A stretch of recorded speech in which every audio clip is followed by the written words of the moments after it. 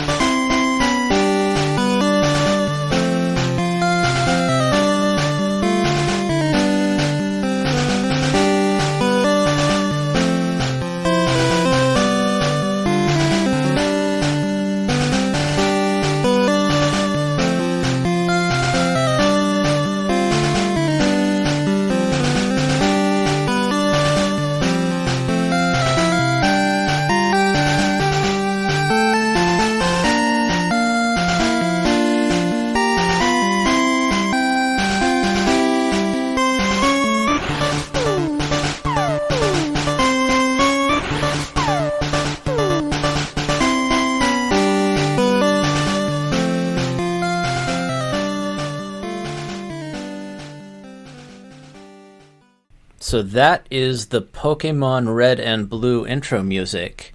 I don't think I'd ever actually heard it in its original native form before.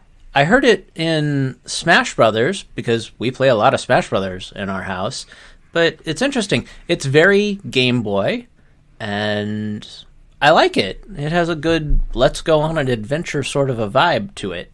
What do you think, Sam? I think that is the most iconic song in Pokemon, and I think that title is well-deserved. It makes sense. Usually the first big song in a series is the iconic song. Like, do-do-do-do-do-do Yes. is the iconic Super Mario song, Yes, and Legend of Zelda is do-do-do-do-do-do. So it makes sense that would be the iconic Pokemon song. I like it. What's your favorite Pokemon? My favorite Pokemon is pretty new. It's called Appleton. That's the apple pie one, right? Yes, it's an apple pie turtle. My favorite Pokemon is Snorlax. It's always been Snorlax. Ever since Gen 1 of Pokemon, when I first saw, Snorlax in the TV show, I was like, oh my gosh, he's so cute, I love him! I never actually played the original Pokemon games, but I did catch a decent amount of the Pokemon show because I was an anime fan in the late 90s, and back then you would take any anime you could get. We were so desperate for anime. You would go to Blockbuster and they'd have 4 anime VHS tapes, and you would have rented all of them 5 times, and every single one of them was something you'd seen before, and one would be Akira, and one would be the 5th VHS tape of a show with 54 episodes, so you didn't really know what was going on in the middle or at the end, but you still watched it anyway. And then one would probably be like some other iconic anime movie like Ninja Scroll, and then there'd be one other random VHS tape. I watched all the anime I could get my hands on when I was young, and even now, I like anime. Do you like anime? I do. Anime is fun. I wish I could get you to start liking Ranma. I'm fine with Ranma. It just seems like the girls are not. Anyway, he does like MHA. You like MHA? Yes. MHA is a fun show. I was surprised by how much I liked it when I started watching it. There's going to be more of it, but it hasn't been dubbed into English yet. Okay, so our next song is Routes 209 and 212 Day from Pokémon Diamond and Pearl by Go Ichinose, Junichi Matsuda, and Shigeru Omori. Now, do you know anything about this song, Sam? I know the routes are like the routes are the roads between point A and point B, right? Yes. On the routes, you can encounter Pokemon in the tall grass, and you can battle trainers that kind of just are standing there looking around. Okay. I have listened to this song because there are remakes of Diamond and Pearl that are out. Okay, let's hear the song.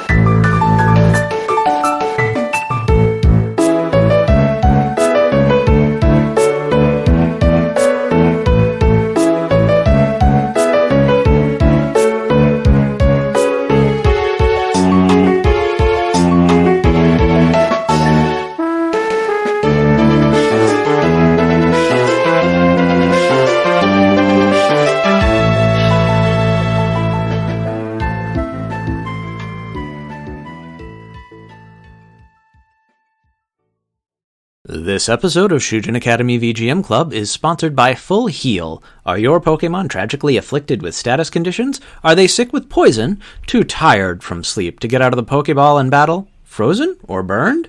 Give them a Full Heal. A Full Heal will cure any status condition and get your Pokemon back in fighting shape in no time. Buy some Full Heals from your local Pokemart today. Okay, so that was the Route 209 and 212 song from Pokemon Diamond and Pearl. I like it. It has a very regal opening, and then it moves into something that sounds like a JRPG overworld theme, and I love me some JRPGs. What system is that for? That is for the DS. All of the Pokemon games are on portable devices, except for a few spin-offs, like Pokemon Snap and Pokemon Coliseum and XD. It's cool how Pokemon was an exclusively portable series for such a long time. I guess it still is, because the Switch is a portable. So what kind of stuff happened in Diamond and Pearl? Diamond and Pearl did what Gold and Silver were trying to do a lot better. What Gold and Silver were trying to do was introduce a bunch of new Pokemon that were related to old Pokemon, with a bunch of new mechanics to go with them. It kind of sounds like what happened in Street Fighter Alpha and Street Fighter Alpha 2, where Alpha 2 was basically Street Fighter Alpha, but way better, and no one ever plays Street Fighter Alpha anymore. That's correct. Gold and Silver introduced a lot of weaker pre-evolutions, or what the Pokemon community commonly refers to as baby Pokemon. Like Pichu? Like Pichu and Munchlax. Munchlax is so cute. It is still technically a baby Pokemon, as it was, as it is a pre-evolution that was added later than its evolution. Okay. That is the categorization for a baby Pokemon. Gold and Silver also introduced breeding, where you can put two of the same Pokemon in the daycare, and they will make eggs. They do have to be opposite genders, though. That is not a thing that happens in human daycare, and I think that's for the best. Yes, probably. They also introduced a day-night cycle, as well as something called shiny Pokemon, which back then were 1 in 8,000 odds, and they were different colorations that were extremely rare. Are they super awesome and powerful, or are they just different color? They're just a different color. Alright, so next up, I think we're going to hear the Johto Gym Leader battle music from Pokemon Gold, Silver, and Crystal. Is that right? Yes. Alright, let's check out that track. Several Pokemon games have enhanced versions, or a third version that came after the original two that maybe has a few more Pokemon and is more difficult. Like Pokemon Yellow coming out after Red and Blue. Yes, Crystal is the same thing for Gold and Silver, and Platinum is that for Diamond and Pearl. Okay, so There's also Emerald for Ruby and Sapphire. They were really big on these for the first 4 sets of Pokemon games. It makes sense. Nintendo likes money. Yep. Alright, so this is Johto Gym Leader battle music from Pokemon Gold, Silver, and Crystal from Junichi Matsuda, Go Ichinose, and Morikazu Aoki.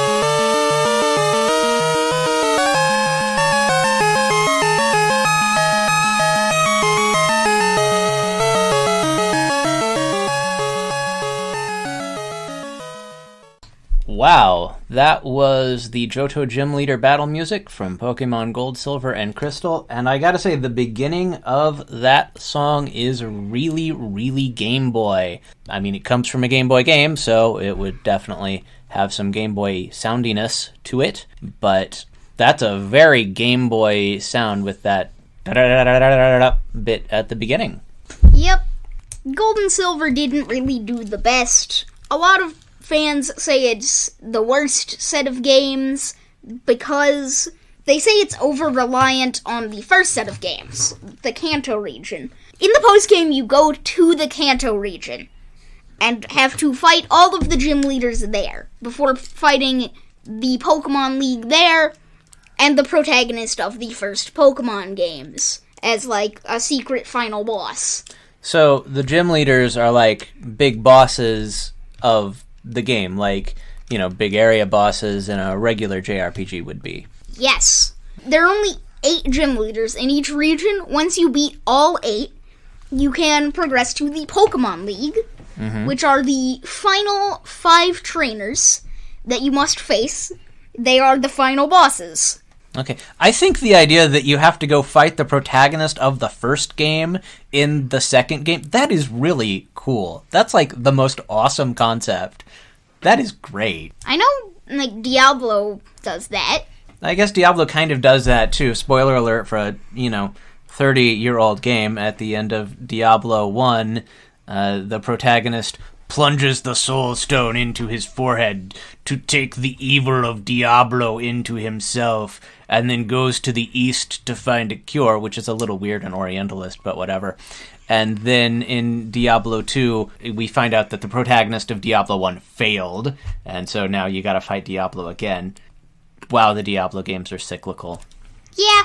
I tell people that the way you play Diablo is that you go into a dungeon and you kill monsters to get loot, to go into a different dungeon and kill bigger monsters to get better loot, and this cycle continues until you get bored.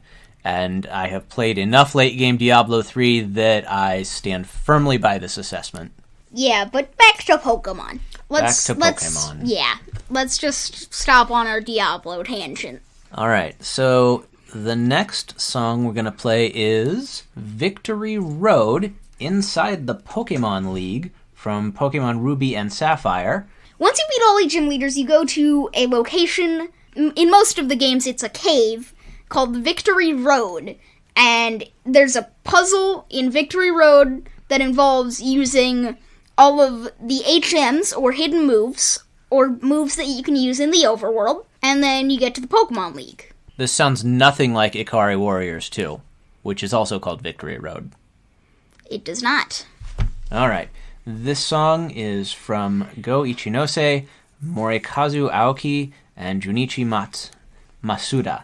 Masuda. It is from Pokemon Ruby and Sapphire. The notable things that Ruby and Sapphire made were abilities, where different Pokemon could do different things to more extent.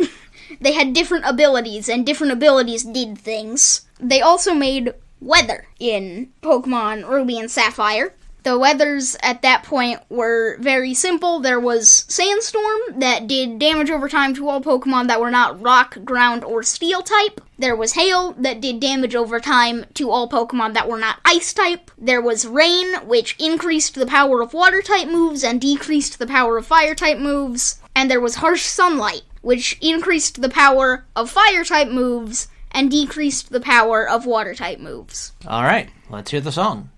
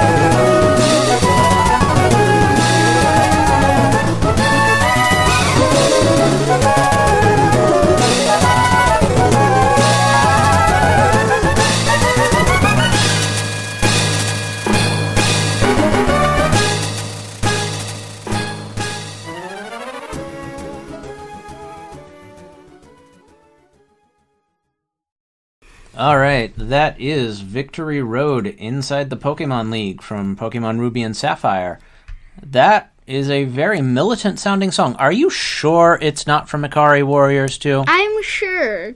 Because Ikari Warriors 2 is very militant. I mean, it's about know. two dudes who are mercenaries. I know. You do not know. You've never even played Ikari Warriors 2. You've told me about it. Anyway, I liked that song. Is that a GBA song, or is it for the DS? It's GBA. All right. The Game Boy Advance is I think it's an underappreciated format in terms of video game music, probably because it didn't have, well, I don't know why. It was very militant. So what's going on when you hear that song?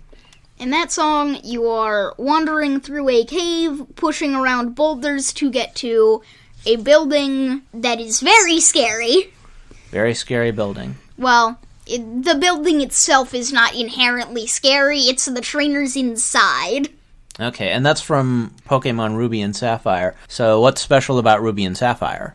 Well, they added weather, and they added a bunch of new Pokemon, like every Pokemon game. Do they add weather in every Pokemon game? They have weather in every Pokemon game after Ruby and Sapphire. Like weather is a thing that's already always going on, or weather is a thing that you can summon with skills? Weather is a thing that you can summon with skills. Okay. All right, and they buff and debuff types of Pokemon, right? Yep. There are, 75 types of Pokemon? There are, I think, 18 now. It's like Ultimate Rock, Paper, Scissors, where there's like rock, paper, scissors, bread, hamster, gun, bigger rock, quadruple scissors, construction paper, anti-gun, deconstruction rock. Yeah, it's a little weird. The last song we're going to play is Champion Cynthia Battle Music from Go Ichinose Junichi Masuda and Shigeru Omori from Pokemon Diamond, Pearl, and Platinum. Yes, this music is probably the second most iconic Pokemon music, and also the most infamous, as Cynthia is the final boss of Pokemon Diamond, Pearl, and Platinum, and known as the hardest trainer to defeat in all of Pokemon, in the entire franchise. Alright, let's check it out.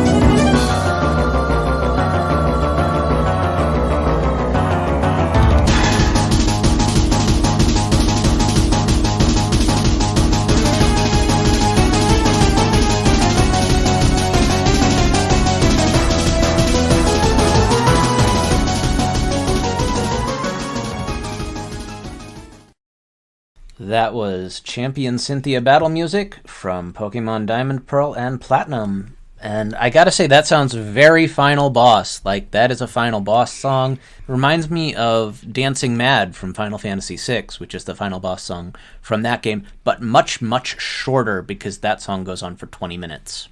Yeah, that is much shorter than 20 minutes. But it is a very Final Boss song, and it is fitting of the strongest Pokemon trainer in all of the land. She is the final boss, right? Yes. A lot of crashing cymbals in that song. Is that a Game Boy song? Is that a GBA game or a DS game? It's the DS. We've already established this, Dad. It's from the same game as the Route 209 music. See, because I haven't played any of the Pokemon games, I have no nostalgia for them, so I don't remember which game came out for which platform, except Red and Blue was for the Game Boy.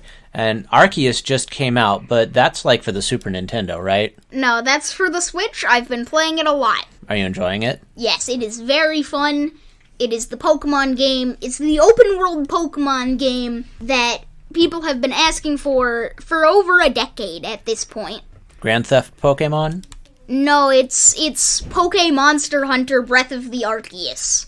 That sounds like a pretty good combination. What Pokemon does Cynthia throw at you? Well, in Platinum, which I'm just going to describe her Platinum team, because that is by all accounts the better one. She has Milotic, which is a sea serpent. She has Lucario, which is a dog wearing... Lucario is the ninja dog in Smash, isn't it? Yes, okay. That is Lucario. Not the ninja frog in Smash, the ninja dog in Smash. A lot of ninjas in Pokemon. Except Lucario isn't a ninja. It's more an MMO fighter. So what else does MMA. She have? Sorry, not MMO. Oh, that makes much more sense. Words are hard. MMA fighters are much more fighting-y and wear less armor. So who else does Cynthia throw at you? There's also Togekiss, who is kind of just a flying egg, but also it has a very annoying strategy to deal with, where it paralyzes you, which makes you have a 50% chance to just not be able to move, and then uses a move called Air Slash, which has a chance to make you unable to move. So at that point you just have like a 75% chance to not be able to move, and it's very annoying. It sounds like Cynthia suffers from SNK boss syndrome. Or perhaps I should say, you suffer from the fact that Cynthia has SNK boss syndrome. Yep. Really, it's just the one Pokemon, though. There's also Roserade, which is someone at a masquerade ball, except they have roses for hands and they're a plant. That's Pokemon right there. Yep. Oh, yeah, she also has Spiritomb, which is supposedly the souls of 108 evil people put into a single rock, and just the spiritual energy and energy of darkness that comes out of it made a Pokemon. I love how like crazy all the Pokemon descriptions are. Like, this Pokemon is really the god of darkness and destructicity, and it was something that, is the size of 3 city blocks, but somehow it fits in a Pokeball and it obeys the commands of regular people. Yes, that's pretty much Giratina. All Pokemon have the inherent ability to shrink into a Pokeball. That's how that works. All right. Is there anything else you want to say about Pokemon? There is also... Cynthia has one last Pokemon, her 6th Pokemon. Mm-hmm. And that is her best one, and it has done a lot. It's very strong. What is it? It is a level 62 Garchomp. Garchomp is a pseudo-legendary Pokemon. The pseudo-legendaries are Pokemon that have the same level of stats as the weaker legendaries, but can be found as normal Pokemon and are not legendaries. Her Garchomp is very powerful. Level 62 is really high. I assume the level cap is 99. The max level's 100, but yeah. All right. Anything else you want to say about Pokemon before the end of the show? Yes. Legends Arceus is very fun. You should play it. Shinies are 1 in 4,000 odds, and in Legends Arceus, since it's open world and you can see all of the Pokemon, there is a shiny noise, just in case a shiny shows up, behind you. you hear the shiny noise and like, oh crap, oh god, shiny. All right. Thanks for talking to me about Pokemon and choosing all the songs for this episode. Yes, you're welcome. If you want to reach me, you can email me at Shujin Academy VGM Club at gmail.com. You can find me on Twitter at Shujin VGM Club and on Instagram at Shujin Academy VGM Club. Please leave me a 5-star rating on iTunes or Spotify or wherever you are finding this episode. Goodbye.